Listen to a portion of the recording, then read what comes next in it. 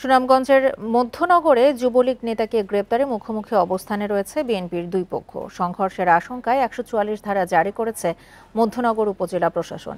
শুক্রবার রাত ১২টা থেকে অনির্দিষ্টকালের জন্য ১৪৪ ধারা জারি করেন মধ্যনগর উপজেলা নির্বাহী কর্মকর্তা উজ্জ্বল রায়। শুক্রবার সন্ধ্যায় বিশেষ অভিযান পরিচালনা করে উপজেলা বংশীকুণ্ডা ইউনিয়নের ৯ নং ওয়ার্ড যুবলীগের সহ সভাপতি মিজানুর রহমান মিজানকে গ্রেপ্তার করা হয়। তাকে বিএনপিপন্থী লোক বলে দাবি করেন উপজেলা যুবদলের একাংশ। এই নিয়ে উপজেলার বিএনপি নেতা আব্দুল কাইয়ুম মজলুর লোকদের সঙ্গে যুবদলের নেতাকর্মীদের মাঝে উত্তেজনার সৃষ্টি হয়। সংঘর্ষের আশঙ্কায় ১৪৪ ধারা জারি করে প্রশাসন।